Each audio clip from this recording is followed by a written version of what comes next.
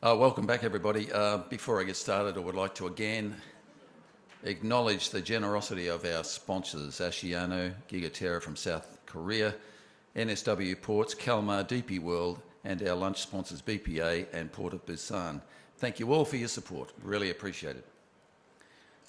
Now I'll hand over to Sydney Port Senior Manager Cruise, Mr. John McKenna, who will moderate this session. John, come on up.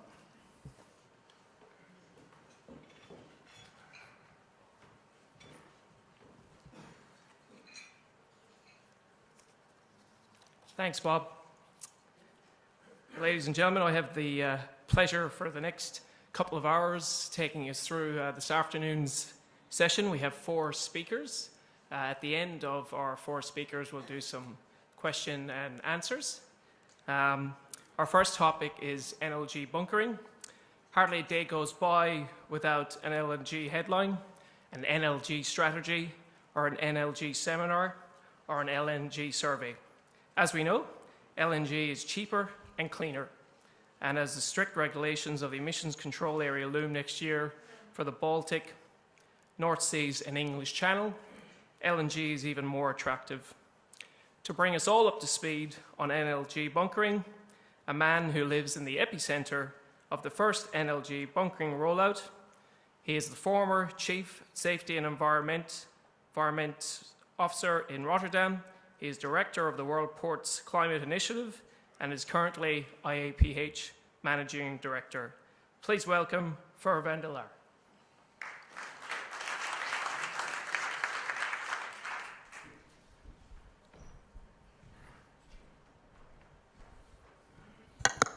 Ladies and gentlemen, very good afternoon. I have to thank Grant and his team for the invitation to speak over here on a topical subject, LNG. LNG as a fuel. Not LNG as a fuel for the large ships that you see plying here from the northwest to Japan or other places of interest, but LNG as a fuel for regular ships. Where's the thing? Is this the one? Just check. Yeah, it works. And I want to tell you a little bit about the work of the LNG Working Group of the World Ports Climate Initiative. First, a little bit about the World Ports Climate Initiative.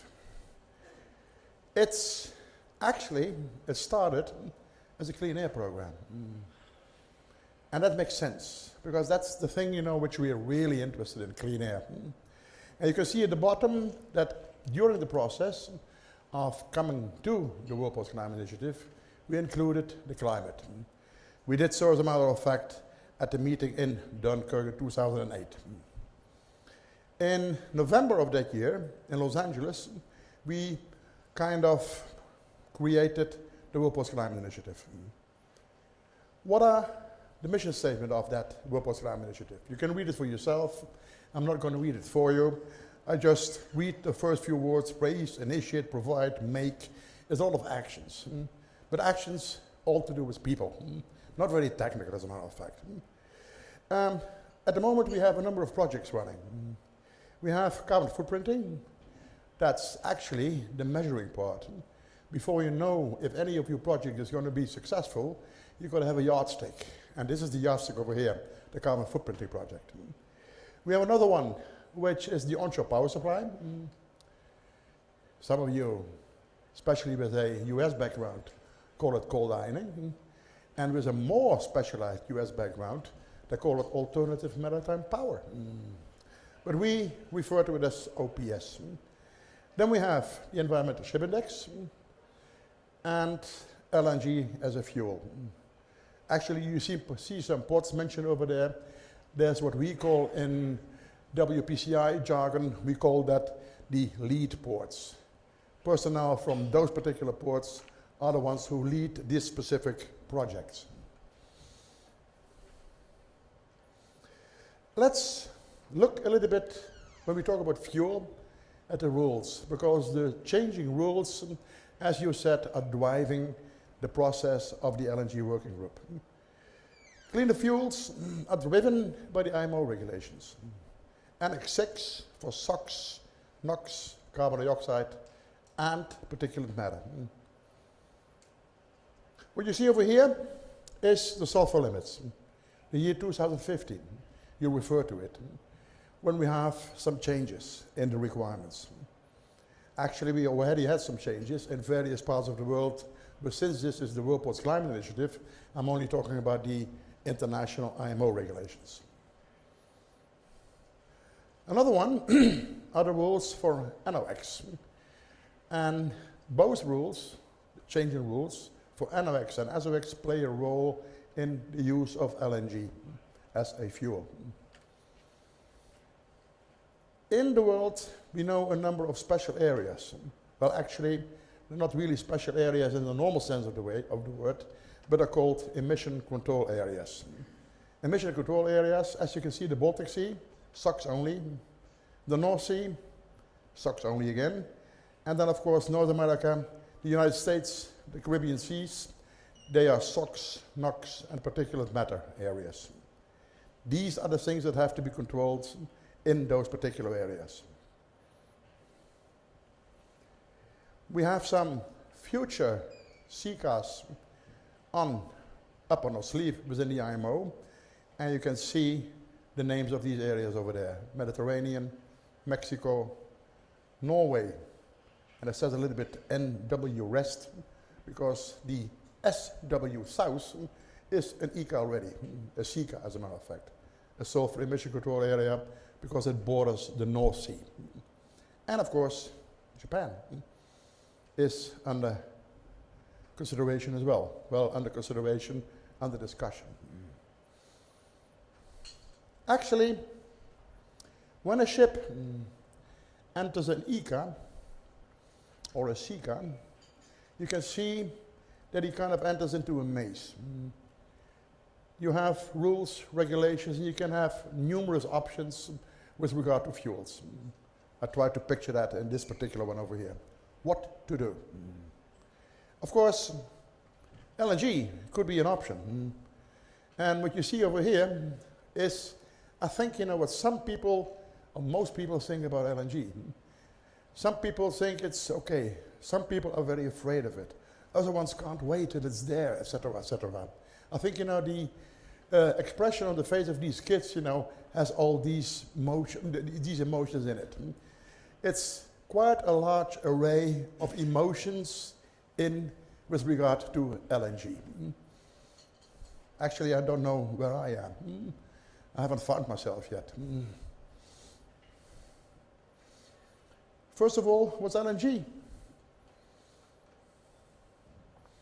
You hear a lot of things in the press. LNG is in various forms, of course. We have to recognize that its main component is methane. We just had a discussion over lunch on compressed natural gas. And actually, people share the same emotions which you saw just a moment ago when we talk about compressed natural gas. But in my opinion, the most, how should I say, benign form of methane you can have is compressed natural gas. Why?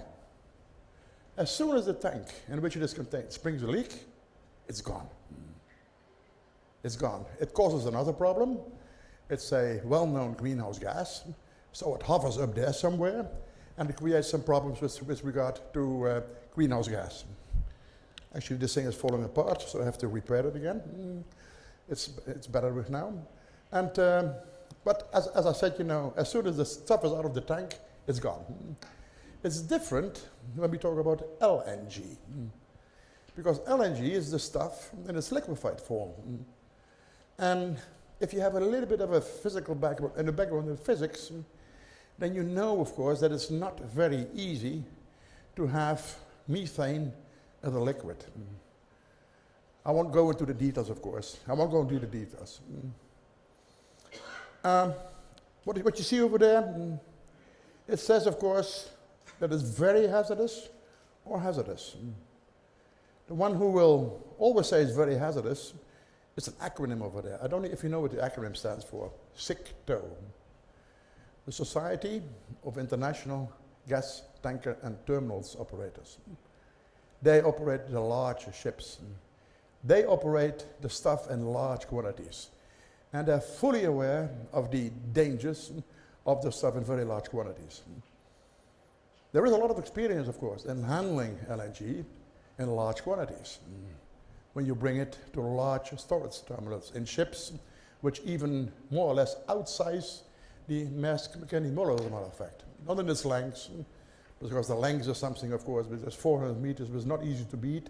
But if you look at capacity of the ship, the so-called Q-max vessels of Rasgas and Qatargas, they easily beat the Maersk Mc-Kinney Møller. There is something down there which is of note. It says there, storage space compared to LNG, to fuel, 3 times as much. What does it mean?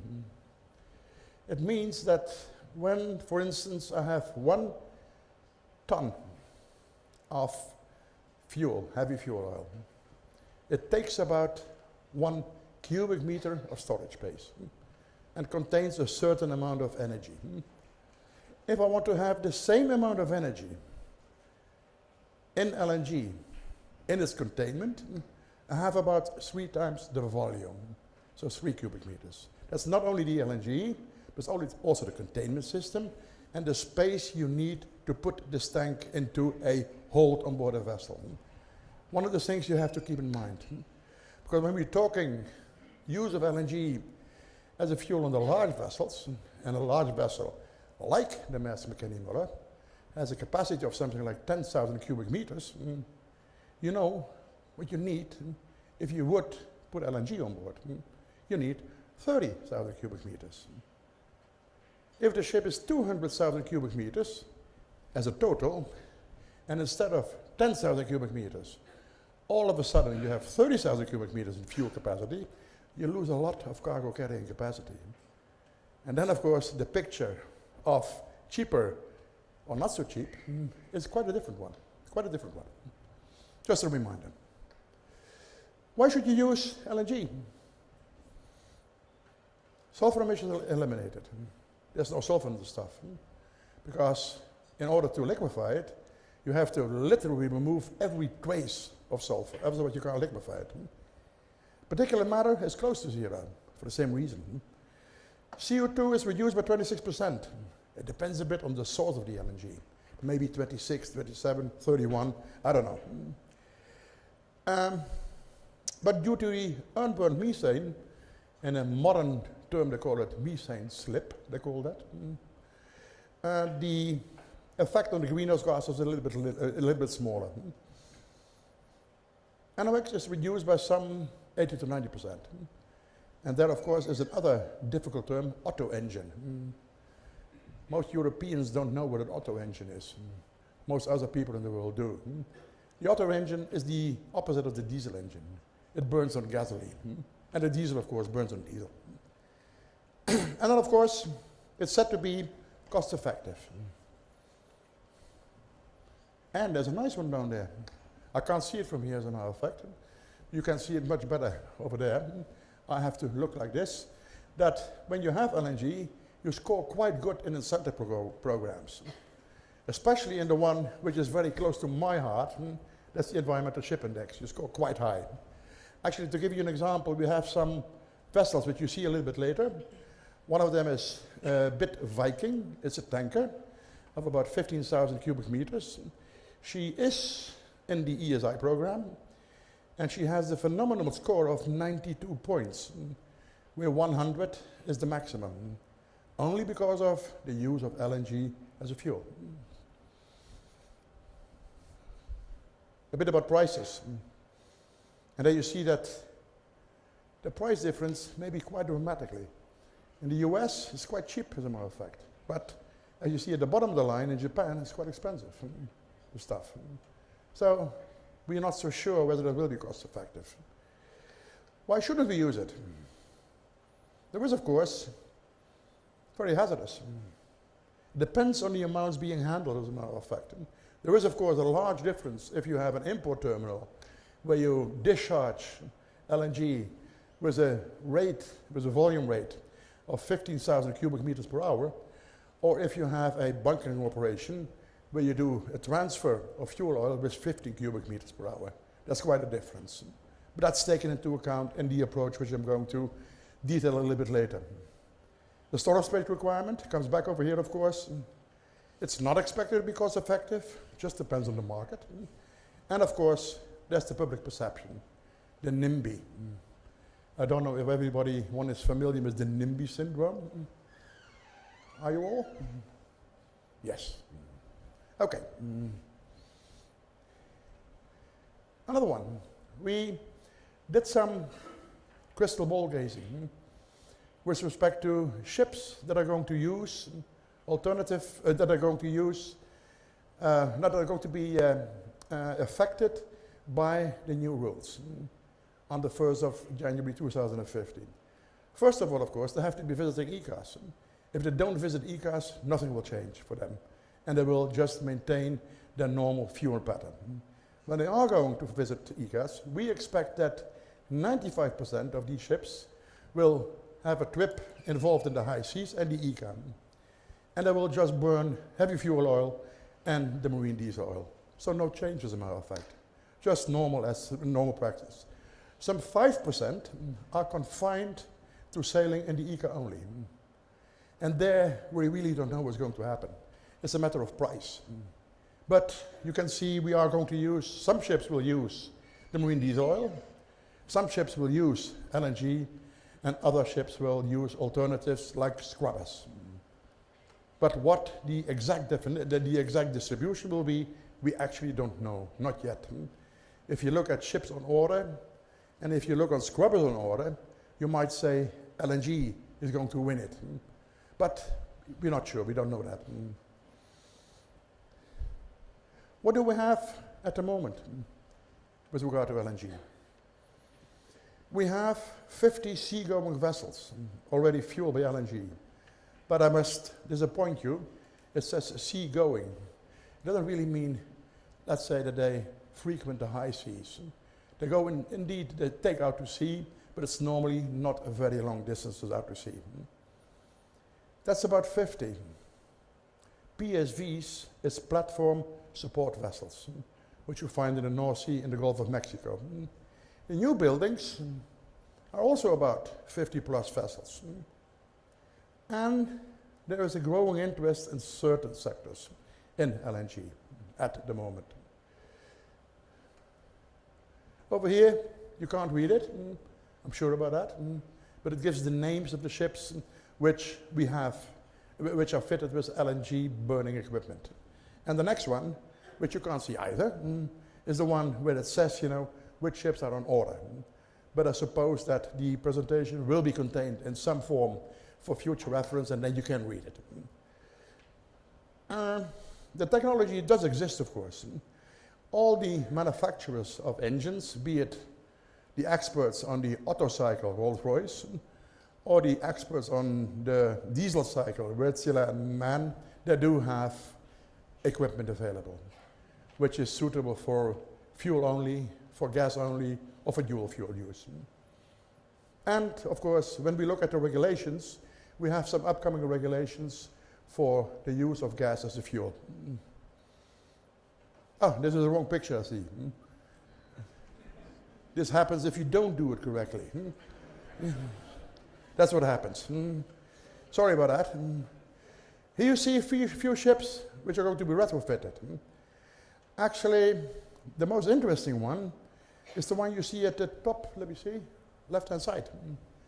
It's a ship on the west coast of the United States, which supplies the state of Alaska with a lot of stuff. That's going to be retrofitted.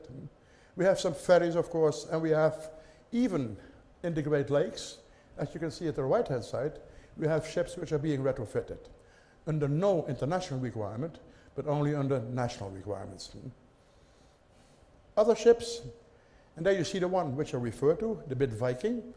It's a tanker, and you can quite nicely see the LNG tanks on deck. And there we have another ones, the Viking Grace, and some PSVs, as we call them, platform support vessels.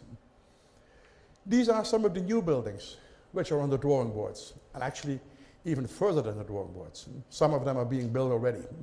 especially the ones which you see, the towed ones, the ones which are going to ply between Jacksonville and Puerto Rico, I believe, in a year's time. What else do we have? Ships, ships, ships. Actually, these ships over here, Stavanger Fjord and Bergens Fjord, are new buildings. They're ferries. And they ply between the south of Norway and the north of Denmark, between Bergen and Hirtshals. What's more? Us. What's us? The ports. We, of course, have to react to the developments in the maritime sector. There is an increasing, but in our view, limited demand from the shipping industry. But we have to be prepared for our clients. The scope is, of course, in this particular presentation, LNG as a fuel, not as a cargo. Cargo is something completely different. And, of course, we've got to be prepared for the future. The infrastructure you would need in your port has to do with bunkering, of course, if you so wish. You can also decide as a port, of course, not to have any bunkering facility at all if your NIMBY syndrome is too big in your port. You just decide not to have it and put the burden on your brethren or your sisters, whatever you want. How are you going to do the bunkering when you decided you would have bunkering? Inland shipping, barges, seagoing vessels in your port? Do you have LNG trucks available? Or do you have an LNG terminal in your port where you may take off some LNG, or where you may create an LNG bunkering station? It's all questions which can only be answered for a specific port. There are some safety aspects, of course. External and security aspects. What safety distances have to be used? And that's, of course, dependent, of course, as I said, on the rate of transfer of the LNG between ships or between trucks or between whatever means you would have to bunker vessels. Actually, the questions which you have to ask yourselves are down there. What more safety aspects would we have to look at? Supervision. As I said, LNG is a new kid on the block. New kit in most of the ports. Not very many ports do have experience with LNG. And of course, there has to be some contingency planning. Be prepared for incidents. Over here, I said a little bit about the international developments. But the international developments are limited to the ships. In ports, there are no standards or guidelines available. And in that view, we have to look at the LNG port working group. But in order for LNG to be successful, we have to harmonize the approach of ports to rules and regulations. Because if we have rules which are very different in each and every port, I don't think LNG is going to be a success. And of course, we have to create some awareness on LNG. And in order to do that, well, this is a small slide, especially for some ports which pay greater attention to this particular aspect. But I think, I have to go to the LNG working group right now because I think my time is running out, isn't it? In WPCI, we created a LNG working group. What is the goal, the objective? Actually, it's quite simple. We want to do three things. We want to have a safe transfer operation. And in order to have a safe transfer operation, you need procedures. The procedures are laid down in bunker checklists and in the accreditation of the companies which are going to be allowed to do the bunkering. And that's why you see what it says over there. We have to have common bunker checklists and develop guidelines for the accreditation, which could, and in some cases, should be done by port authorities. This is the example of the LNG bunker checklist, which has been developed already for truck to ship transfer. Actually, the LNG bunker checklists are ready and are just waiting to be published as soon as the website, which I'm going to talk about, is ready. LNG bunkering, you see a few examples over here of barges, ships, and of course how the LNG may be stored on the vessel. At the right-hand side at the bottom, you see the ship Viking Grace, which is plying between Stockholm and the other side, Turku, and you see that the tanks are on deck over there. Over here, you see a few pictures of that same ship, Viking Grace, being bunkered. And of course, at the bottom left-hand side, you see our famous tanker, the Bit Viking, which is also being supplied with LNG through trucks. The Viking Grace is supplied by a small vessel. This a little bit more, the truck. This is a small vessel over there. And just to show that it's not limited to Europe, I've also shown a artist's impression of something which is being made in Port of Barcelona, Louisiana, which is a supply of LNG for PSVs, platform support vessels, which supply platforms in the Gulf of Mexico. And then of course another one, that's the way Crowley thinks in the United States about LNG supply. And this is the Port of Rotterdam, where they have an LNG terminal, a large one, and where in the future they're going to create a break bulk terminal, as they call it, a small terminal able to load smaller ships. This is another one, a Hamburg example, and of course another example, methanol. There's another use, of course, which you can make of methane. You can make methanol out of it, and the methanol can be burned in ship's engines. There are some projects underway. Then we have a second working group, risk parameters, which is important for when we do have escapes of LNG, of course. And then finally, awareness. And the awareness, we are creating a website where all of this checklists, risk parameters, etc., will be included. We had hoped that the website would be ready at this moment over here, but unfortunately, sometimes these things take a little bit longer than we think. LNG awareness. You see over here, produce a world-class website on LNG in its test phase, ready in summer of 2014. And if I'm not mistaken, that's this year, is it? Here you have an artist's impression of the website. Thank you very much.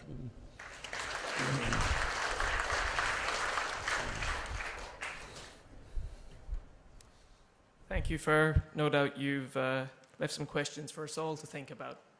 Moving on to our next topic. While the world slowly moves towards low sulfur fuels, the business of mitigating the impact of high sulfur fuels is likely to continue for years. Scrubbers are an increasingly popular choice, especially in the cruise industry, and there is also a trend to shore power, or as we prefer to call it, cold ironing. While there are many challenges to the adoption of shore power, not least the financial cost, it is a popular solution with communities that share the air near ports. With us here today is the global leader in cold ironing technology, Schneider Electric from France. Please welcome to the stage Vice President, Shore Connection and Marine, Hervé Lours.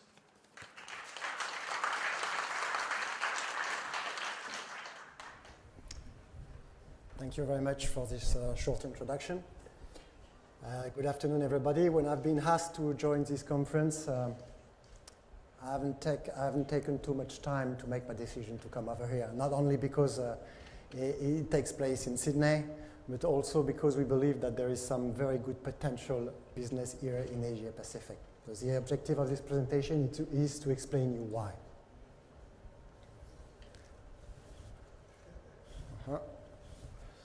One word about Schneider.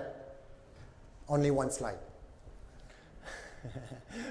So we were previously a supplier of electrical products. We're not anymore. We are specialists in energy management, meaning that today we supply not only products, but solutions. Solutions means also automation. The fact that Schneider has purchased one of the worldwide leaders in industrial automation at the end of last year, Invensys, is a good sign that we are moving towards this direction. So we are involved in, As you can imagine, a lot of various activities. Marine and shore connection is not the only one. Our turnover is a bit more than 24 billion euro with the acquisition of Advances. We are heavily involved in new economies. We are not anymore a French-based company, as our headquarters is located in Hong Kong, and our members of the board are all spread out all over the planet. We have more than 140,000 people, and we believe that our future lies in innovation. And we dedicate quite an amount of money each year to R&D, and shore connection is a good example of what Schneider can produce in terms of innovation. So what is it exactly? It's just very simple. Shore connection is plugging a vessel when it is at berth. So on this scheme, if I start from for you to understand what Schneider Electric is able to supply, if I start from the vessel, we can supply the cable reel that is plugged into the vessel. Then we supply also the little box that you can see there, one or several, depending on the configuration, the type of vessel, and on the configuration of the berth. This is what we call the shore connection system. This is where all the products, the equipment, and the intelligence is. We supply also all the connections. Most often, in most of the cases, are underground connections. The cables that are linked to the high voltage, medium voltage substation. So this is the onshore adaptation, the onshore investment that has to be made. But when we talk about shore connection, we have to take into account all the investment that has to be done on board as well. Because all old vessels are not equipped to receive the electricity from shore. So all the new vessels, all the new builds today are or equipped with electrical equipment to be able to receive, or pre-equipped. And when I mention pre-equipped, it means that they have the space, the room within the vessels in order to bring the right electrical cabinet that will receive the plugs from the shore. This, of course, Schneider Electric is able to supply as well. And you see on this slide that there is a monitor over there. So we have also the capability, and we provide, this is mandatory, we provide all the control systems and the monitoring device or within the shore box or somewhere else within the port's facilities, so that we can monitor the efficiency of the system. So as you said, shore powers has several names. You may have heard of coal ironing, shore connection, onshore power, AMP, alternative maritime power. All more or less means the same thing. It's to be able to provide power from the shore. So in this presentation, I will talk about the main driver for the development of this technology, which is in our business not anymore a technology. It's a proven solutions that has already some good success on the market. We talk about what have been the various development steps in the development of these solutions and what will be the next steps, and then how to make sure that your projects will be successful in the next years. So the drivers.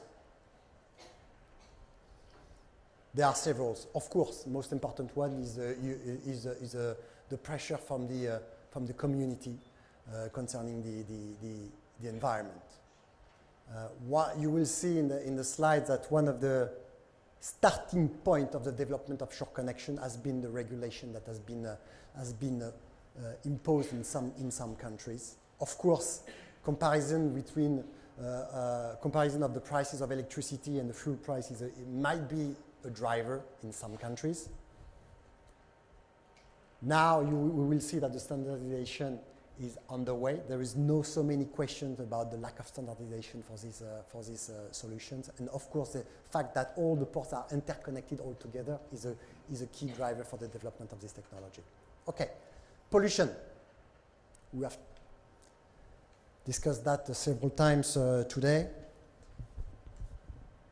This picture is quite impressive, but at the end of the day, it's very symptomatic, very symbolic of our reality.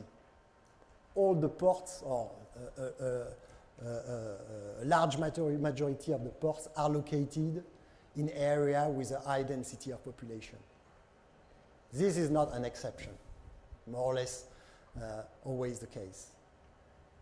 And when we think that a port is an industrial activity, it means that we have today in our cities industrial activities that generate pollution right in the middle of the cities.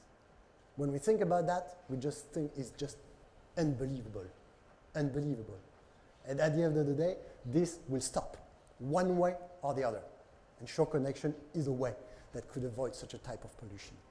So there have been a couple of analyses that have been made, and we took the example of this cruise vessel, which is a 12 megawatt cruise vessel, which is quite a big one, but not the biggest one you can find on the market. And such a type of vessel, they generate as much as pollution as thousands of cars transiting on a distance of several thousand kilometers. Another example, the city of Los Angeles has made a study, and they came up to the conclusion that more than 30% of their pollution in terms of particulate matters and in terms of NOx were generated by their shipping activities. And this is because of such a type of analysis that they had a regulation coming into force in this region. So yes, shore connection may reduce the pollution, not may reduce, but reduces the pollution locally. Pollution in terms of NOx, SOx, and particulate matters, but also it reduces the noise and vibration, which might be very significant in some specific case. But what about the global impact? Because this electricity that feeds the vessel, it has to come from somewhere. So but a study has been made in order to compare the emissions coming from the vessels and the emissions coming from the power plants generated the electricity for the shore connection systems. So you have the comparison on these slides here behind me. It shows that the emission generated by the engines on the vessels, on the ships, are far higher than the emission generated by the power plants, whatever the source of energy we are using, or coal, or a mix. You have there on the green column, you have a mix of energy source as it is used in Europe, as an example. The fact that on top of that, the power plants are located in areas where the density of population is very low is an add-on on the fact that the power plants are more efficient than the engines on the vessels. One word about the regulation. This is very important to understand that because, as I said before, this has been the starting point of the development of shore connection. Everything has started in California with the regulation in force over there. From this year, all the cruises, containers, and reefer cargoes that are berthed in California required to be equipped on board with shore connection system. And by the year of 2020, more than 80% of the energy used by the vessels, the berthed vessels, will have to come from shoreside electricity. We see that in our day-to-day business.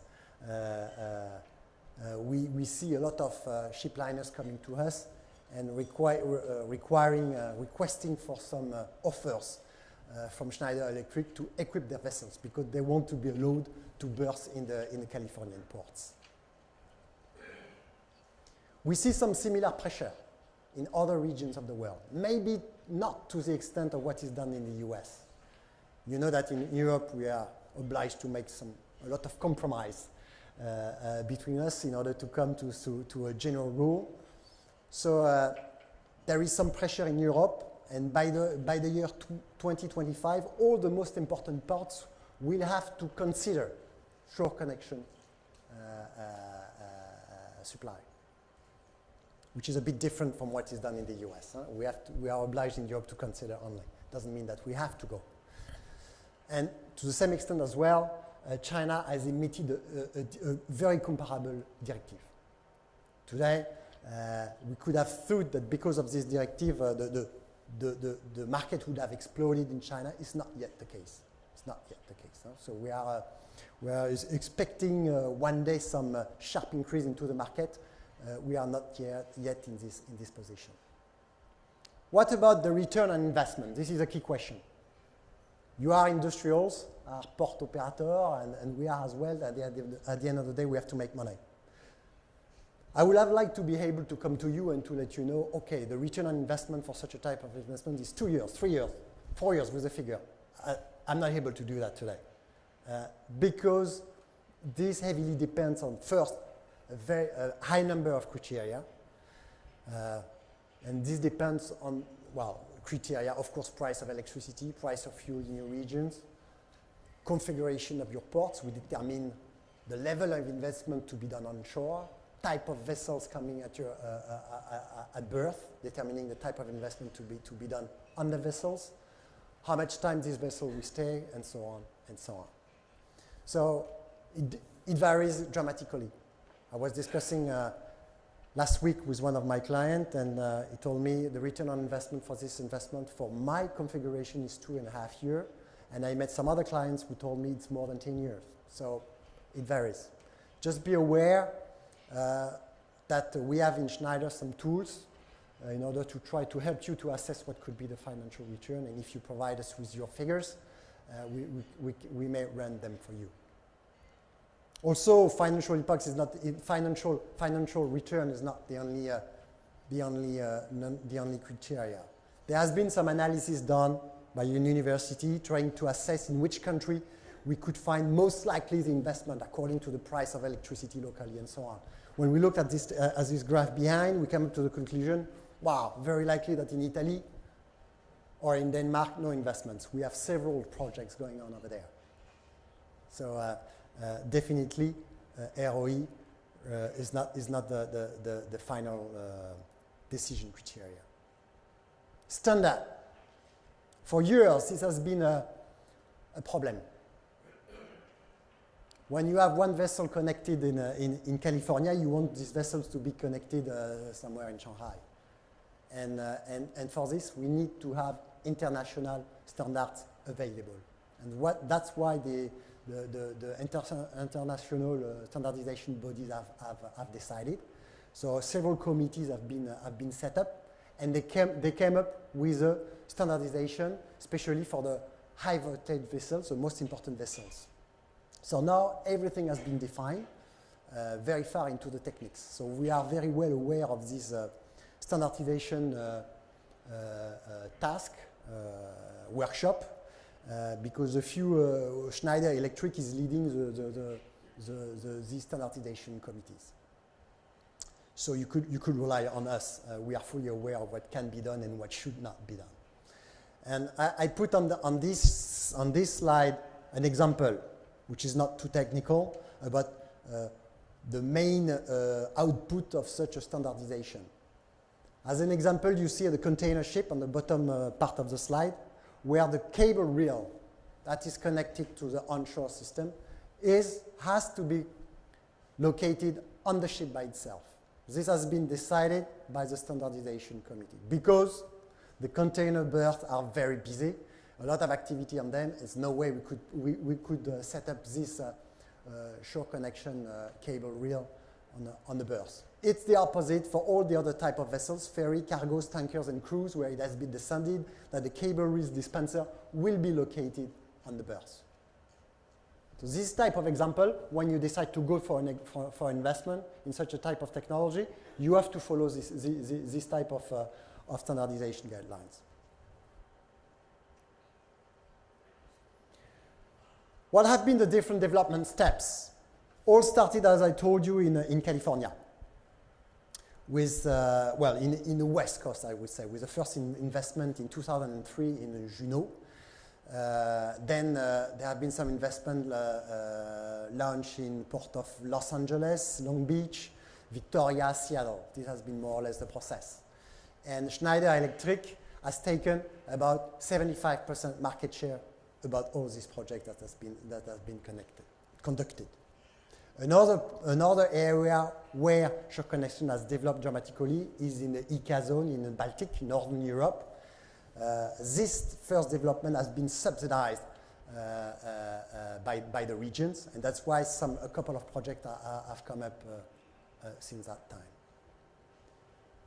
The next step is the following. We see a contamination toward the east coast of the US, both in the US and in Canada. And currently I have a team of several people working over there in Canada in a quite a high number of projects. Same thing for Southern Europe. And let me give you one example. We have completed a project, Schneider have completed a project 2 months ago.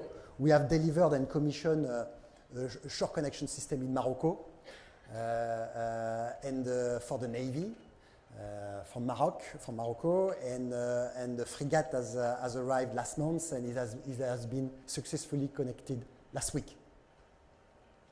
And we are in progress of delivering the second shore connection system for another port in Morocco. What next? This is more or less where we are today.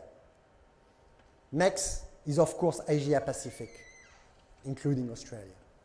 Because all these vessels are interconnected, all the ports are interconnected through the vessels, traveling from one port to another. And the best example of that is that Schneider Electric has been awarded last year, 2013, with a huge project in Jakarta, Kalibau project. It's the largest project that has ever been. It consists in the delivery of 10 systems, 10 shore connection systems for large container vessels. And the objective of this port investing in such shore connection system is to be able to attract all the container, not all, part of the container vessels coming from North America and coming from California.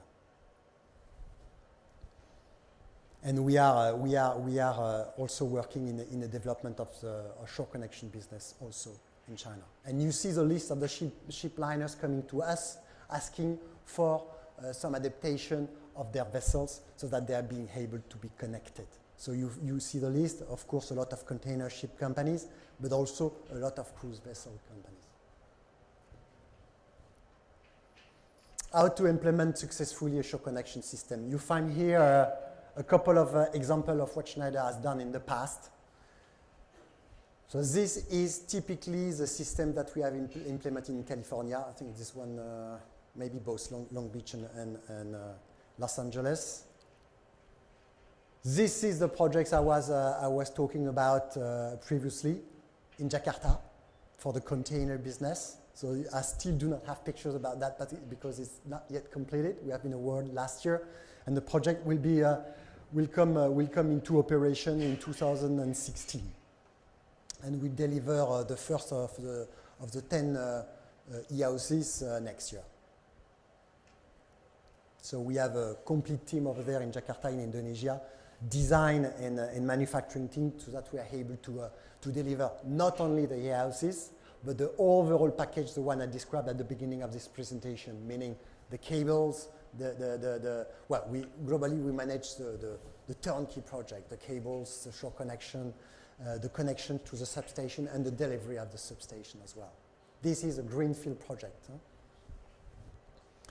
Last project, smaller, in Norway, where we deliver some what we call a low voltage solution for an OSV offshore supply vessel.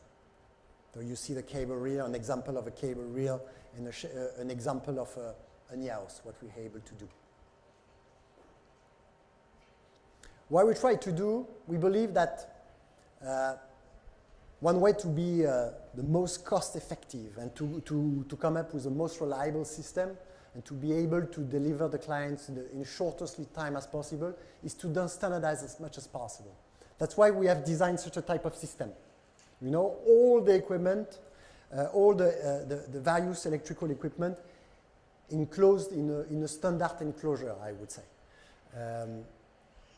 And we try to make it as standardized as possible. So we optimize the design, not only the electrical architecture, but also the layout to make it as small as possible.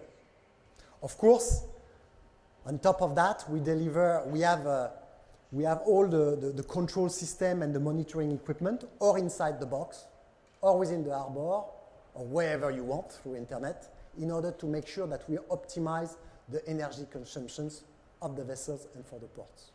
And we monitor, of course, the efficiency, the electrical efficiency, in order to reduce the loss of the systems to be as green as possible. We believe also that such a type of container, or e-house, as we name it in Schneider, fully integrated in one of our mill and just put on your berth at the end of the process is one way not to damage the operations of the port, which are very busy. We try to do as much as possible in our own factories and spend as much time as possible in your operations.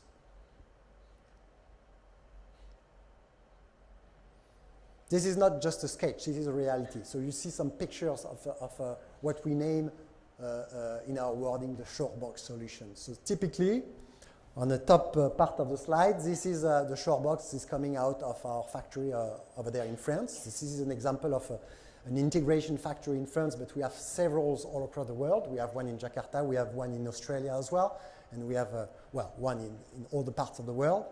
Then this shore box is taken, put on a truck, and just delivered by truck or by vessels on the berth.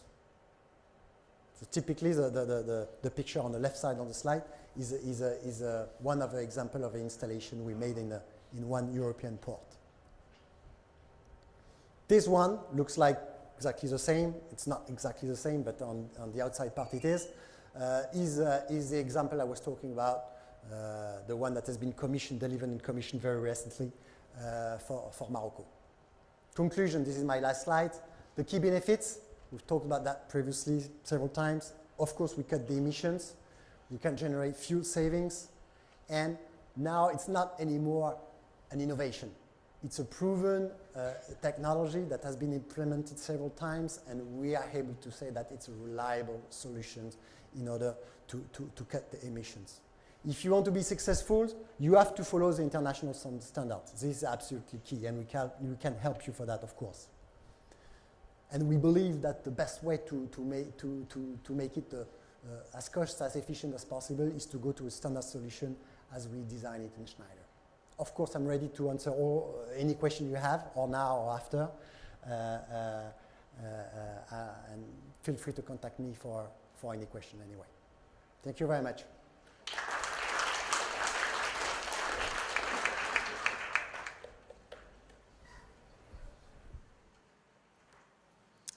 Thank you, Hervé. A real solution for all ports to think about. Our next topic is one close to my heart. My role within Sydney Ports, I believe I have the best job in Sydney Port Corporation because I'm allowed each day to go out and play in the logistical field that is cruise shipping. The growth of cruise shipping across the world is unprecedented. And our next two speakers, a gentleman from Barcelona and one here from Sydney, are going to speak about the growth of cruise shipping in their particular regions and a little bit about their entities as a whole. Just some interesting facts on cruise before I hand over. Despite what you may think, the North American market, which is the largest cruise market in the world, has enormous potential for growth. Only 24% of the American population has been on a cruise ship.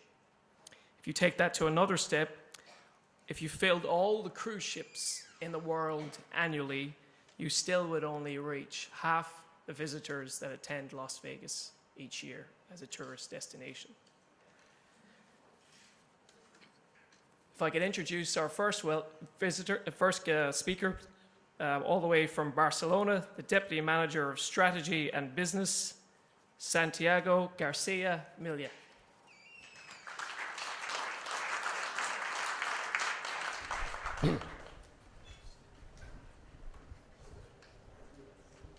Are you living? Thank you very much for your kind introduction, and it's a pleasure being here among so many friends. Grant, Bob, thanks for hosting that very interesting meeting and to make feel us at home, and we appreciate that a lot. So just a couple of ideas, because the subject here is ports making room for the boom. Okay, so first, why we expect a boom on that business, and second, how we prepare ourselves. So I will split into these little parts and give you 4 ideas on each area. Then, of course, ready to discuss. So the first part of it, there will be a boom, and I give you 4 ideas about that I'm sure afterwards my colleague will talk about as well, and you already said some figures. But here, I mean, it's very well known for everybody, there's still low penetration on the cruise sector in mature markets. That means that you have here different figures, but you can see there is plenty of room to grow. So that's a fact. Second, the cruise sector is increasing its market share in Russia, Asia, and South America, with large growth expectations. We have seen on the last years how the Asian area, Singapore, Hong Kong, opening new terminals, new vessels are coming to those areas, so that's growth expectation as well. So we have this market already established, and then new blooming markets.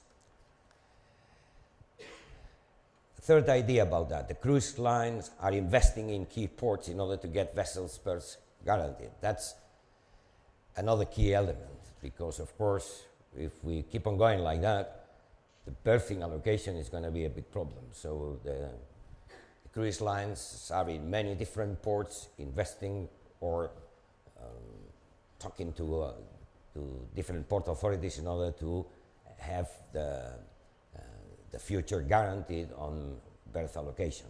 So that's a central element as well. And the fourth is the big and high capacity passengers vessels have been ordered by cruise lines. More or less, and I put you some figures on that. 25 new vessels will come in the next 3 years. And this is a list, 3 slides on that. You can see all different kind of companies, Princess, Royal Caribbean, Costa, AIDA, P&O Cruises, Viking, Norwegian Cruise Line, Carnival, all of them. They are ordering new vessels. So we have the size here. On 2016, Royal Caribbean is putting another sister of Oasis. That means a huge amount of passengers every time that one of those ships are calling.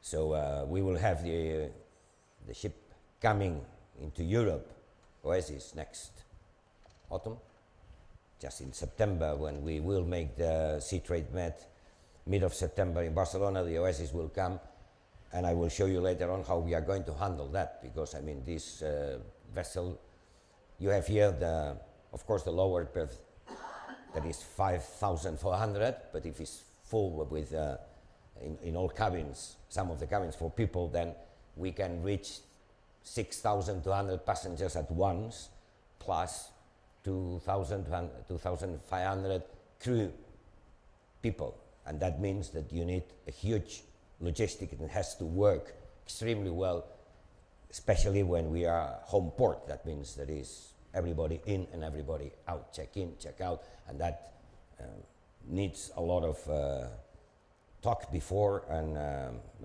cooperation with the cruise lines. I will come back to that later on, because I will show you a picture of this. Of course, if there will be a boom, those are opportunities and threats. Let's mark here a few of them. More cruise ports, increase of number of ports that may receive cruise vessels. More berthing opportunities, the number of cruise calls will be increased, as well as the number of packs per call. Ports responsibility, The development of the cruise sector in that determined area depends, among other factors, on the quality of service offered by the main turnaround ports of that area. I have to say on that we have been, for instance, in the Met, with an association, try to put all ports together in order to talk with the cruise lines and see which are the needs, how we cooperate each other. Like here we have been talking about containers. I mean, if in a port we get a container, our neighbor will not get it, but on the passenger area, we share the passengers. We need to share because we need to organize the whole tour, for instance, in the Met for 7 days. So I cannot expect to get everything, or nobody else. No, we need to cooperate and have other ports around to talk together and see that we can offer a reliable service to the cruise lines and of course to the passengers. And then the last point we have here, the port and city should have a close relationship. That's very, very important, and the coordination capacity in order to avoid congestion and deficient services to cruise passengers. So sometimes, and you can imagine for us, at least that in one day we can handle not only the oasis, we could be reaching figures like 35,000 passengers at once in one particular day on our 6 terminals. So we can allocate 7 or 8 big vessels. That means a huge amount of people, and you need a lot of cooperation with the cruise line, with the city, with the authorities, with the police, everything. So that's something that has to be really done in this conjunction with the city and with a strong cooperation. A couple of figures of this booming that for us from 2001 that you could see that we were reaching 500,000 passengers, and we are now 2.6 million every year, so it's quite stable on that. You know that the Met with the crisis has been stopped a little bit, but we are sure, and with the new vessels and so that will come back again. So it's been a real huge increase. We have number of calls, you can see here 813 during the next coming year, 2014. That will be approximately the number of calls that they already established, and we are using 6 cruise terminals.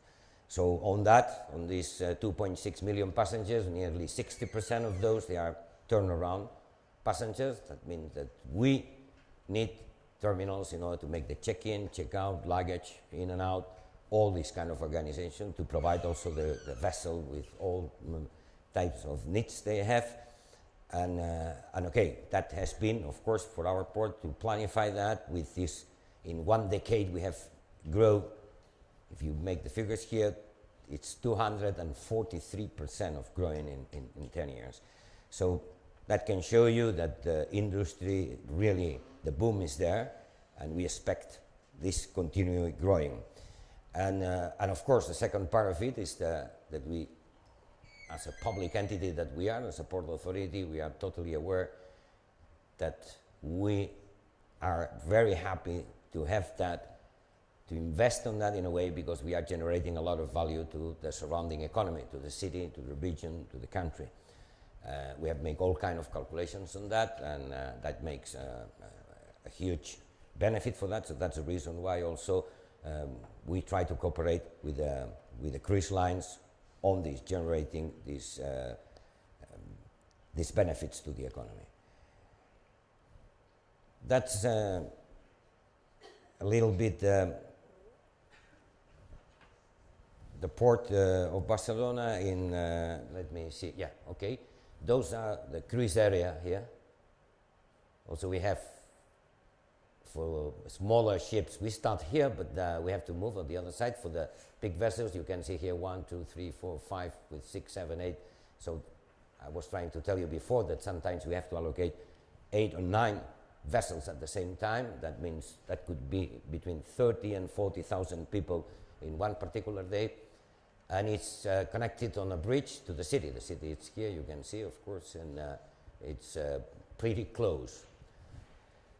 So these terminals, of course, that I will show you now, that are located here, A, B, C, and D, plus these 2 terminals here, we try to have the highest standards of security. That's one of the most important things on the cruise business because we are dealing with passengers. And of course, any little problem that will make to all of them move and don't come back. So we have to have that very clear. If I show you a little bit on that, this you could see, this public-private coming on the second part of the presentation, facing the boom, how the ports will react on that. This number one, investing in infrastructures. You could see here how we've been doing that with a public-private partnership, specifically with the cruise lines. So I put here some examples, but we are working together with Carnival, we are working together with Royal Caribbean, also with other cruise lines, MSC, Norwegian, NCL, etc., trying to see which kind of terminals they need, how we are going to invest on that, to make a business plan together, to see how we have this payback for all these investments. So I put you here different examples of how these companies, they are building new facilities in order to assure this berth allocation and the terminal facilities that they need, especially, of course, with turnaround passengers. The second is take advantage of existing facilities. So I would like to say here, and I put here, that construction of useful facilities instead of monuments. I mean, it's my particular view, but sometimes I see in different ports, and I'm talking to port authorities here, that sometimes in several ports we build a huge monument as a cruise terminal, and then it's useless or it's difficult to handle, and it's not operative. So our advice, and you will see very simple ones, flat ones, that passengers are not in the terminal. It's different than in the airport. Sometimes the people think that the passenger will be in the terminal with a shopping center and so on. The shopping is in the vessel. The people is in and jump into the vessel. We cannot do that on an airport. We have to wait until we go to the plane, so we stay at the airport. That's true. Then we have restaurants, bars, shopping center, and of course all type of facilities. That's not the case for the terminals. The passengers are there, just should be there as less time as possible. My view. So we can, of course, can be controversial, but we can discuss about that. Of course, that lower the price of the investment and make, at least with the cruise lines we work with, they are more than happy to have those facilities very easy going, and on embarking and disembarking facilities to be the passenger flow, separate, for instance, rolling fingers, so on and so on. So, of course, taking into account the characteristics of the future vessels during the design of the project. I make you the example of the Oasis or Allure of the Seas, that is, there are sister ships. This is the case of Allure. You can see here, you can see here terminal.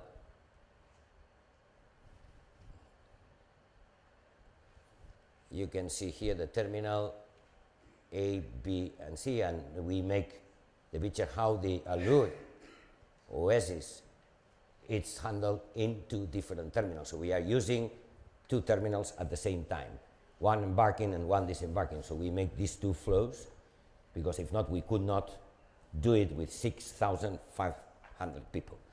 And of course, to build just a specific terminal for such big vessel, when the rest are not that big, can be solved in that way. So we've been, in that case, talking to Royal Caribbean. We have been designing the way that they will treat as a turnaround passengers, check in and check out, how we board, and we are going to use at the same time. That's the reason why we have the rolling fingers, two terminals, flat one, so we can divert, in that case, the flows.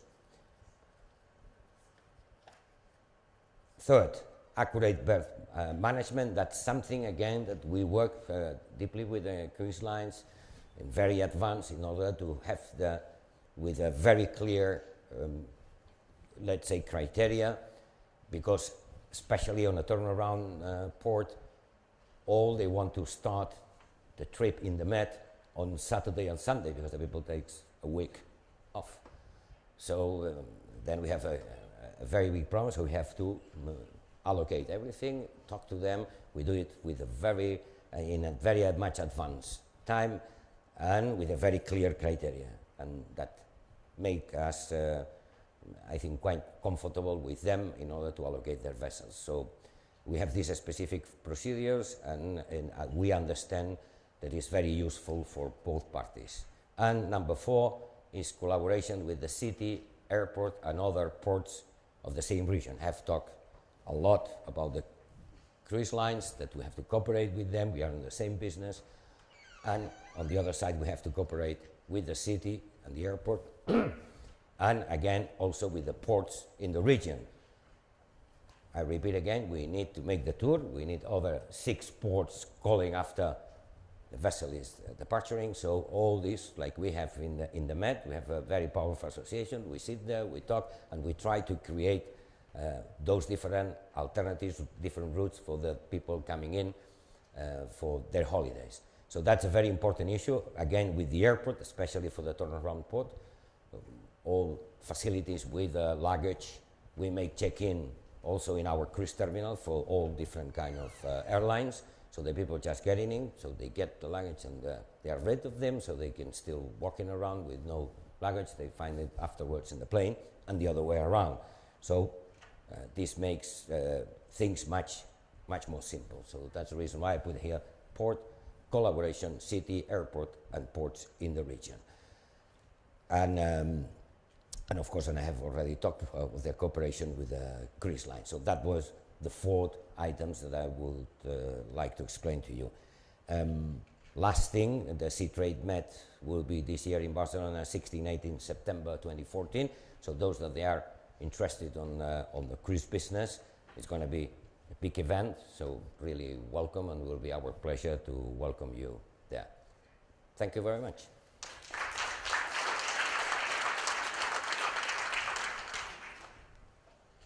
Okay, thank you. Thank you, Santiago. Our next and final speaker for today is the General Manager of Cruise Lines International Association Australia.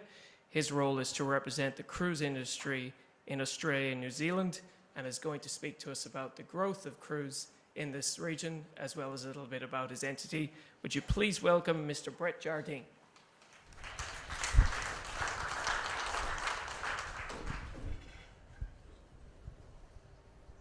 Thanks, John. Mixture of accents this afternoon to close off the proceedings. So fairly appropriate that the Sydney boy closes off the show. Thank you so much. It's certainly an honour to be here and have the opportunity on behalf of the Global Cruise Industry Association, or CLIA, to address you on the current state of the cruise industry that is relative to ports, both locally and globally. So I will touch a little bit on what's happening globally. Before I start, let's just take a quick look at this short video.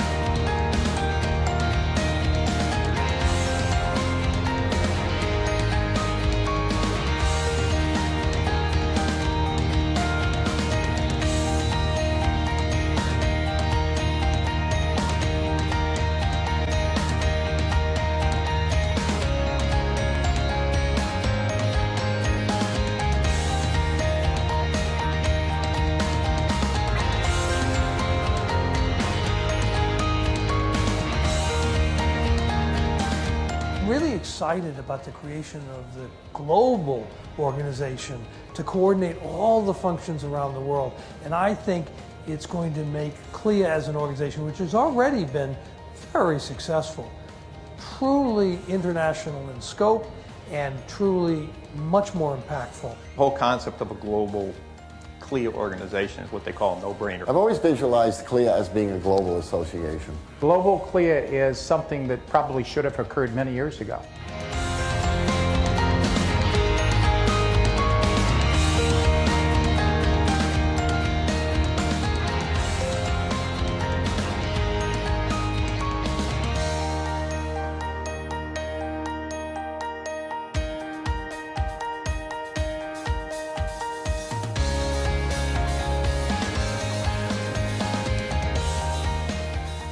we're proud as an industry that we've often been, in fact, we're usually at the forefront of inspiring regulatory change.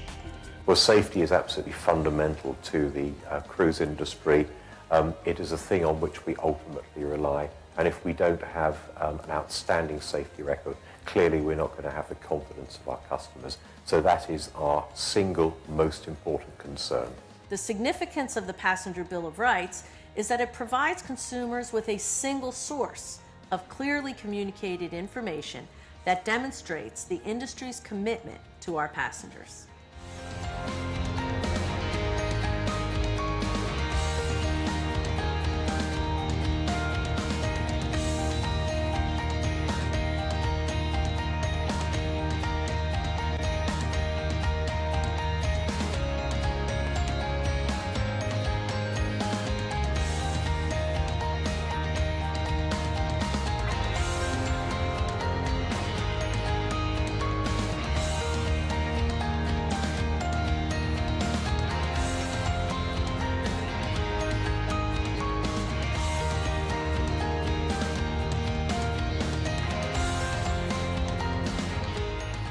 We need more and more support, not just from our own cruise industry members, but from all the other organizations and companies that support the cruise industry in various ways. What I want to stress to you today is that it's essential that this collaboration, these partnerships continue, because it's not just people coming here and hopping on a ship and going out and having a good time for 7 days and coming back. The impact, economic impact it has throughout our economy is profound. We value the attention the state of Florida is giving to this industry and our partnership with the state, our partnership with the various counties, cities, and ports we're working with.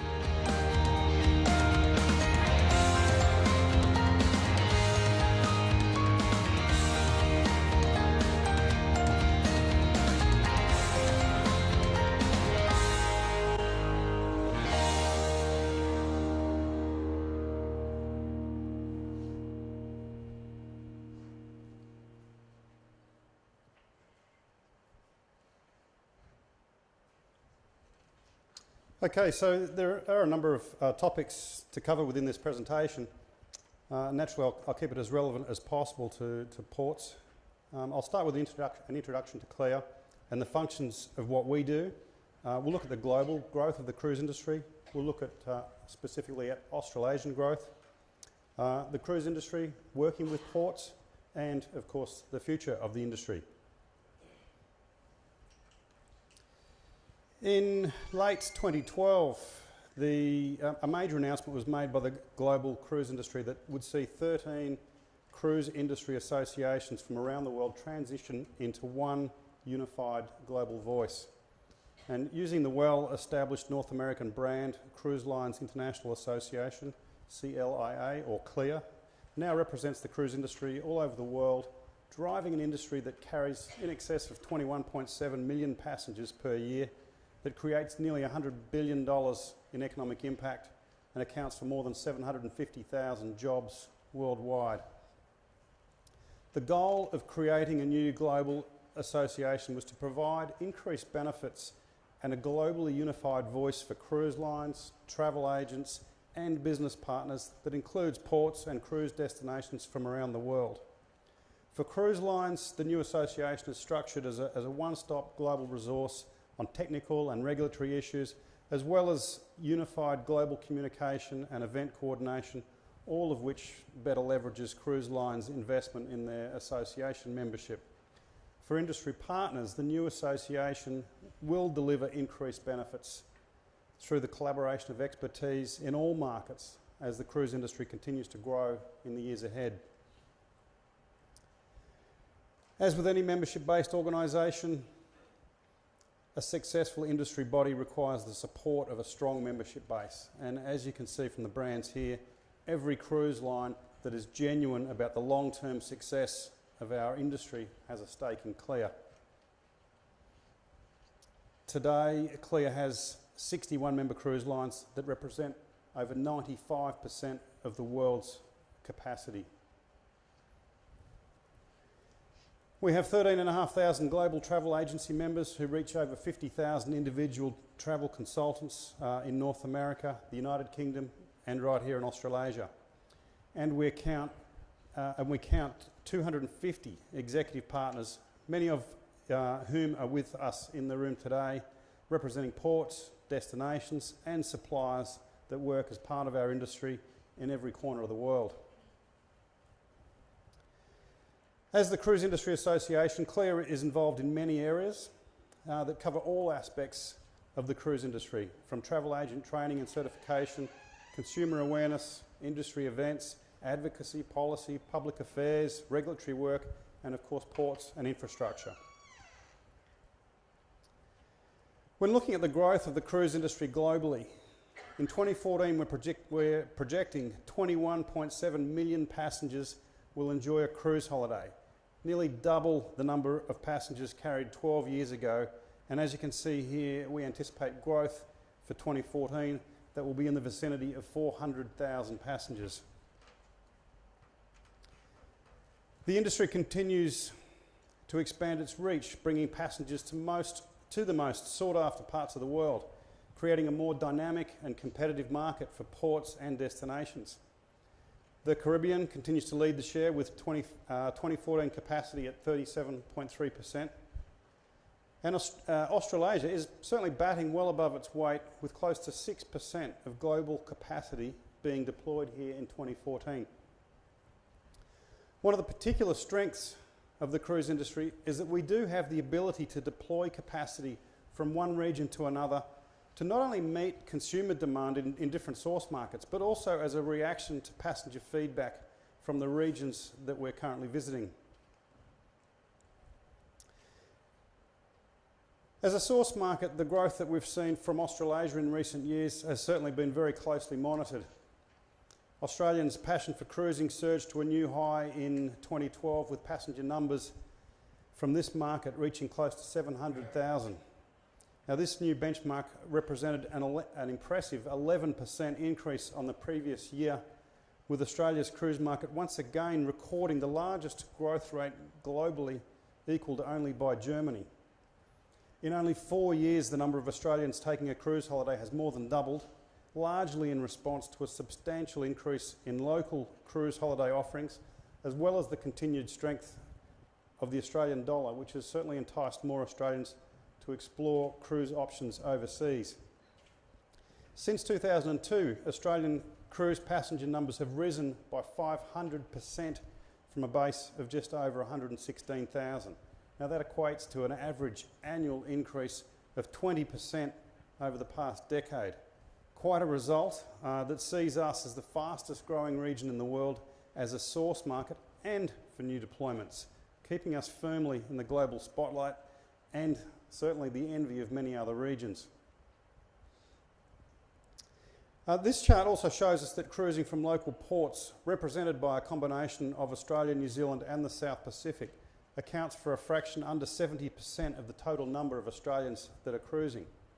Now, this is a key point right here that highlights just how important it is for our market to have ships cruising from Australian ports, as this delivers a great value proposition to local consumers, but also has a significant economic impact on the entire region that includes New Zealand and numerous South Pacific nations. Just a few weeks ago, CLIA announced the establishment of a Global Ports Committee, as well as the intent to set up regional committees in the Americas, Australasia and Asia, in addition to the regional committee already operating in Europe. Now, this announcement serves as a clear indication that CLIA is now focusing more on engaging directly with port communities around the world, both on operational and strategic issues. Issues such as education, access fees, service standards, the environment, safety, security and passenger satisfaction are all very topical and a high priority for the cruise industry. Three very good examples of where CLIA is already closely engaged with ports around the world is in the Baltic region, as well as two of the largest cruise ports in the world, the Port of Miami and Port Everglades in Fort Lauderdale. And as my previous colleague has also demonstrated clearly, a very strong rapport in Barcelona. And I should also acknowledge that your host for this year's conference, Sydney Ports, is also a great supporter of CLIA Australasia as one of our executive partners. This renewed focus from a global CLIA will ensure port partners now have increased opportunities to engage with CLIA member lines. Remember, we carry more than 95% of the global capacity through this newly established committee structure. These committees will serve as a forum where cruise lines and ports from around the world can come together to discuss port-related issues that are of interest and will help to more fully integrate port development and operations within the greater cruise industry. The regional port committees will provide a genuine forum for dialogue between cruise lines, port operators, port authorities and service providers. They will also allow for the creation of an operational partnership to drive further efficiencies and future development. And of course, this new level of understanding will enable ports to formally join the relevant CLIA regional office as an executive partner to access a wide range of CLIA member benefits. Talking of future development, in 2014, CLIA member line ships will number over 400 and offer capacity in excess of 465,000 beds around the world. Now, it's exciting times indeed, but it doesn't stop there. In order to keep up with demand, CLIA member lines plan to add 24 new ships with over 38,000 additional beds by the end of 2015, breaking through the 500,000 capacity mark. This represents an $8.3 billion investment. Now, there is another billion-dollar reference. Where is this future growth going to come from? One area that the cruise industry is very focused is Asia, where we see significant untapped potential as Asian economies grow and the Asian consumer develops an understanding of the great value of, that a cruise holiday delivers. Kickstarting the enormous potential in Asia, we've already seen Singapore, Shanghai and Hong Kong unveil some infrastructure development that rivals, if not exceeds, any cruise facility in the world. The next phase in the Asia story will be Asian governments and more regional ports recognising the opportunities to complement what is now in place at these major destinations. And I also should comment there, as my previous colleague also made reference to, the amount of the investment being made certainly doesn't necessarily need to be in the vicinity of what's taken place in those two shown there in Singapore and Hong Kong. Cruise passengers, their goal is to get out of the taxi and onto the ship and not sit around in the terminal. Here in Australia and New Zealand, the cruise industry certainly acknowledges the investment that has been made in the development of the new White Bay cruise terminal, the imminent upgrading of Sydney's iconic overseas passenger terminal, and welcomes the consideration of further initiatives at Garden Island that will open the way for greater cruise ship access to Sydney, the gateway to the entire Australasia and South Pacific region, and one of the world's greatest harbours. A discussion is also underway for new cruise ship facilities in other major ports such as Brisbane, and last year Auckland formally opened an excellent new facility. Today, cruise ships range in size from 5,400 passenger luxury ocean liners to more intimate vessels sailing to exotic destinations around the world. And let's not forget the fastest growing segment in the cruise industry is actually river cruising, bringing passengers to non-coastal destinations in major cities across, or particularly across Europe, but also the Americas, Asia, and Africa. As the number and types of cruise ships continue to expand, cruise lines are working with ports and destinations to create new and exciting itineraries and shore excursions that are drawing in new travellers as well as repeat cruisers. As an industry, we're very proud of the fact that cruising receives among the highest scores in the travel industry for customer satisfaction, which in turn brings a very high rate of repeat guests back to cruise again and again. This point alone will put the cruise industry in very good shape for the years ahead. In closing, there you have a brief overview of the global cruise industry, its significant impact and it's equally significant opportunities for the future. I've given you, I guess, a macro level insight into the exciting growth period that we're experiencing here in the Australian industry, the future opportunities in Asia, and of course I've spoken about CLIA's role in support of our members and the industry as a whole. I certainly hope that you are as excited and optimistic about the future of the cruise industry as we are. We're serving more passengers every year. We're receiving guest satisfaction rates that are among the highest in the entire travel industry, and let's face it, people will always take a holiday. We continue to launch dynamic and spectacular ships that no one could have imagined just a decade ago. And although the many innovations and achievements in cruising are very impressive, I believe that for our industry, the best is yet to come. And so I certainly thank you for this opportunity as we chart the future of cruising together. Thank you.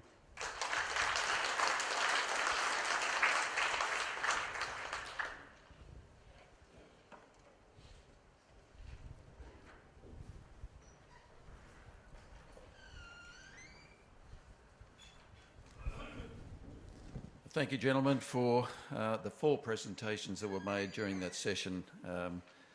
They were fascinating subjects, and I know that a lot of the box terminal operators here might think, oh, well, cruise, but cruise is encroaching more and more on our port space, and there's a very strong and growing synergy there, and those sort of statistics of growth future are something that I think we should all embrace. I'll throw it open to question now. We've got a few minutes before we call it a close. Any questions out there?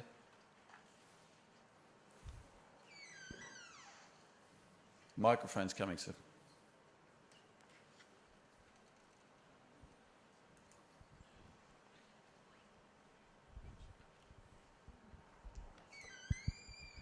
I'm from Yokohama Port, Fuji. I have a question regarding shore power supply. I think there are 2 kinds of electricity frequency in the world. So how to cope with different frequency?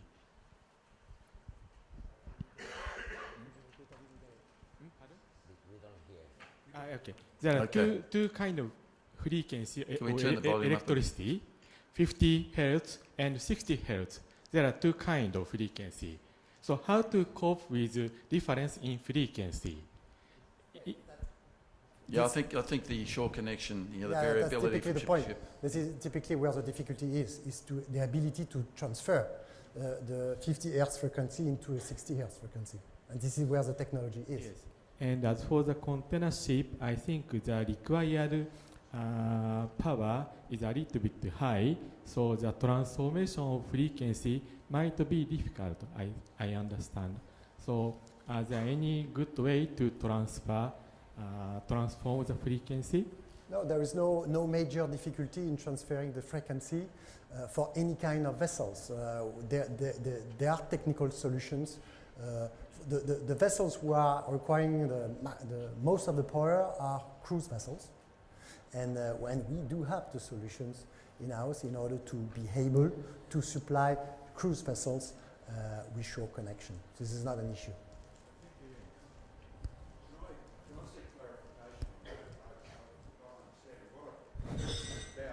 Frequency of power, so hertz, 60 hertz. Yeah.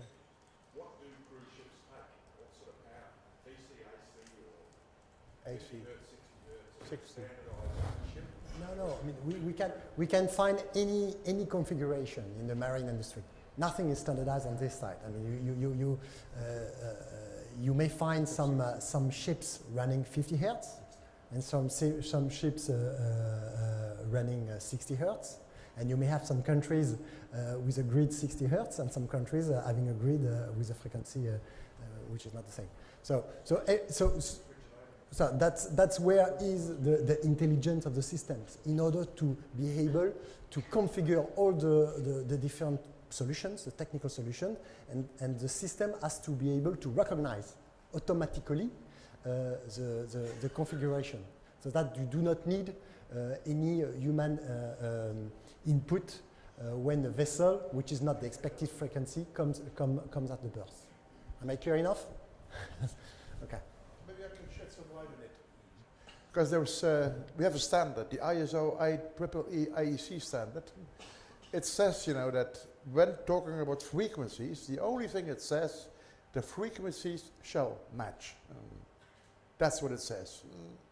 Because this is a problem which cannot be solved very easily.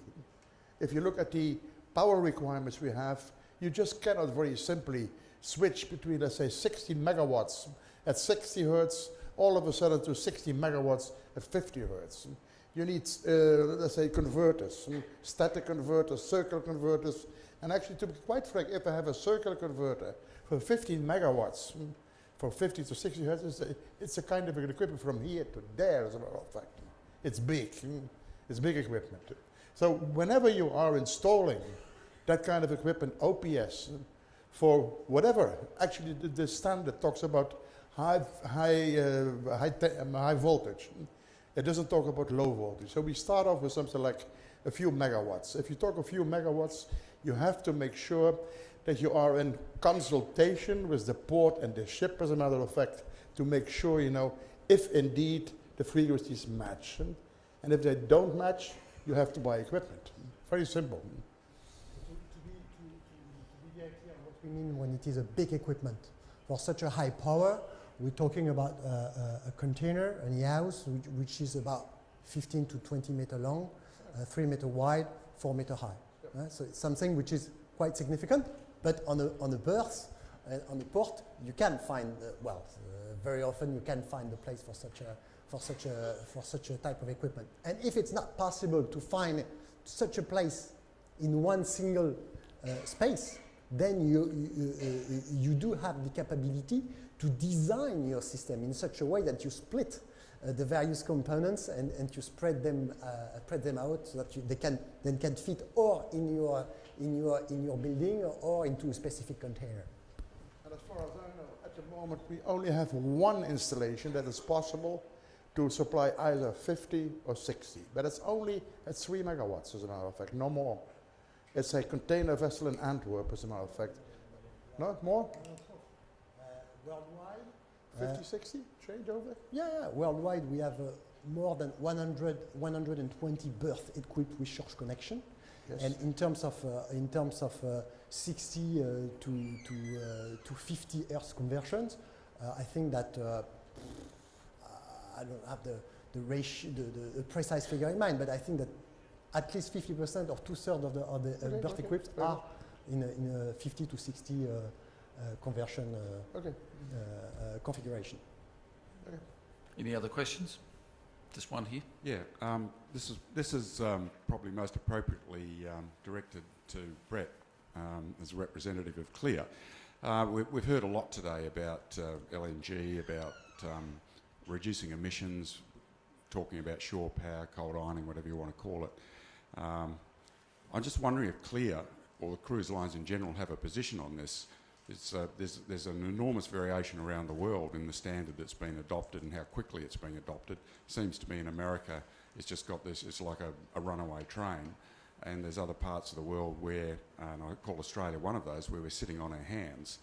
Is Clear want to be on the front foot, or is it just waiting until it basically has each jurisdiction telling it to do it? Is there a position on this? Sorry to put you on the spot. No, that's fine. Thanks for the question, Grant. I think what we'll see as North America is certainly the most dominant source market for cruise passengers in the world, and as we all know that the vast majority of the cruise lines are North American owned and operated, so head office is based over there, and a lot of work is already underway and has already been undertaken, in respect of what is needed, where the ships need to go forward and to be able to meet standards that are being implemented. When we look at, say, North America, where the ECA is now something that they're already dealing with. Cruise lines like Carnival Corporation, for example, my understanding, latest thing that I read, they will have 50% of their fleet now fitted with scrubbers as an alternative that will still meet the standards that they need to get to meet to be able to cruise within the ECA. And I think we'll probably see that roll out. I guess it's difficult because you've got ships that that they have a lifespan potentially of 20 plus years. So older ships it's going to be more difficult. New ships as they're built, and as was referenced throughout the presentations, we'll see them being built in such a way that is going to conform from day one. And but yeah, most certainly we're working closely with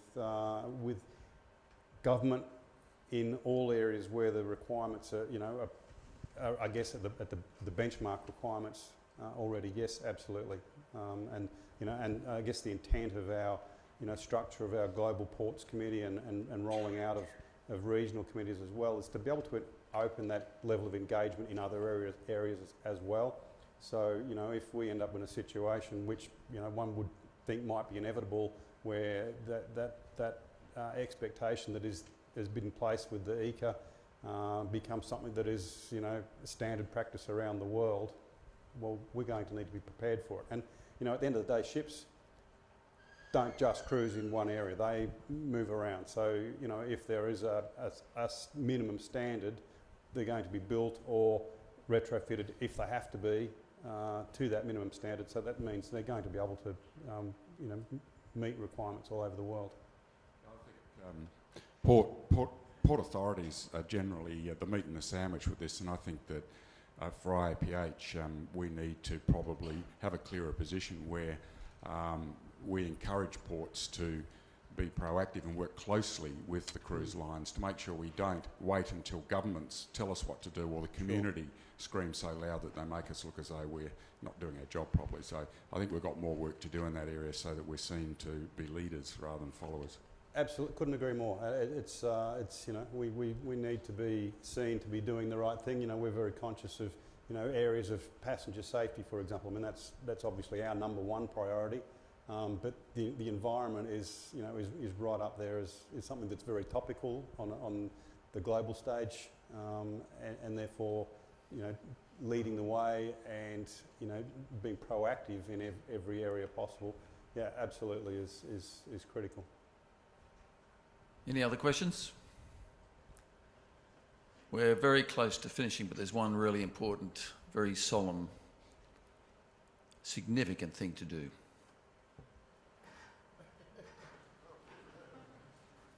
Draw for the Lego.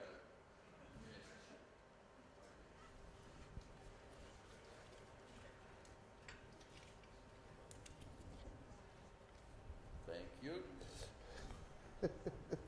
It's not me. Are you sure? I'm sure. Right, we've got a difficult one here. Yeah. Can I help you? How would you say that? So I don't want to do this person injustice. Yes, I think so, yeah. Yeah. Yeah. Well, it's from Bintuli. It's from Is Bintulu. that it? Bintulu? It's Hamdan bin Abdul Hamid.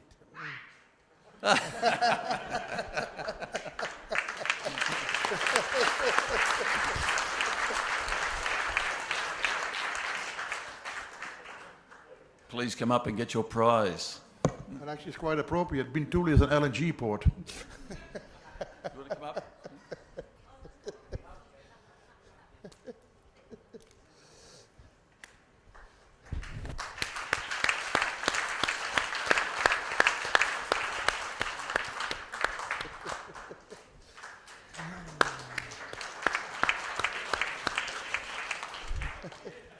I'd like to thank our panel of men tonight. That's been fantastic finish to the whole conference.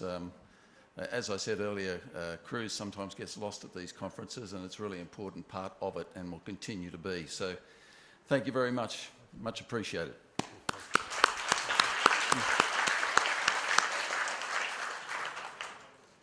Well, that actually concludes this part of the conference, but not the overall conference, because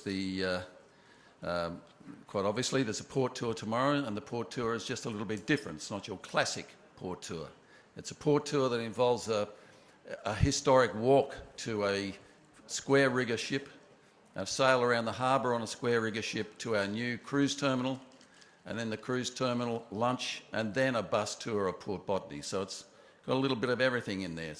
Most importantly, though, if you want to do that tour, you have to be in a certain place at a certain time. We'd like everybody in the foyer around about 9 o'clock. If you're a little bit late, you'll miss the walking part of the tour. What we're going to do, though, if you are late, we may have to find some other arrangements for you, and that will be taken care of. So don't panic if you're a little bit late and where's everyone gone. We'll look after you. The other thing, of course, is our gala dinner tonight. And those that are still here would want to know that if you, it's quite a tight schedule. There will be buses, and we would like you to be in the foyer of the hotel to go by bus. You can walk it. It's only a 10-minute walk, but if you want to go by bus, the bus congregation leaves or assembles at about 5:45, and the buses leave at 6 sharp.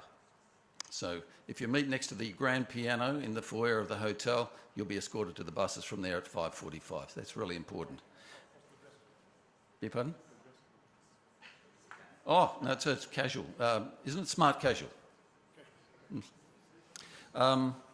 Just one other thing I'd like to say, that on behalf of Sydney Ports and the IAPH, it has been our pleasure to host you this conference.